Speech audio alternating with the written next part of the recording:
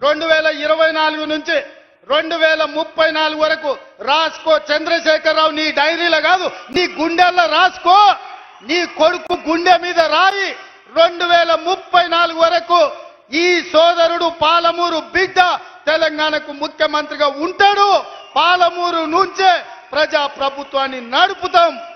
ఇది నా మాట, నువ్వు నీ గుండెల్లో రాసుకో చంద్రశేఖరరావు. పాలమూరు నుంచే శాసనం చేస్తాం, పాలమూరు నుంచే శాసనసభను నడిపించే బాధ్యత నేను తీసుకుంటా.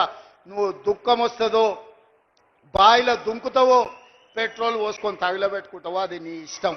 కాకపోతే నా కోరిక ఒక్కటే, నువ్వు అసెంబ్లీకి రావాలి, అపోజిషన్లో కూర్చోవాలి, మేము చేసే మంచి పనులు చెప్తుంటే నువ్వు కుమిలి కుమిలి ఏడవాలి. అందుకే నేను అసెంబ్లీకి పిలుస్తున్నా.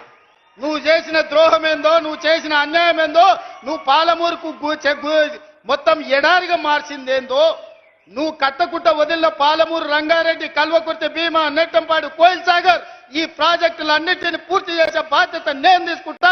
తుమ్మిడిఎట్టి దగ్గర నుంచి నీళ్లు తీసుకొస్తా. రంగారెడ్డి జిల్లా వికారాబాద్, చేవెళ్ళ, తాండూరు, పరిగికి నీళ్ళు ఇచ్చే బాధ్యత నేను తీసుకుంటా.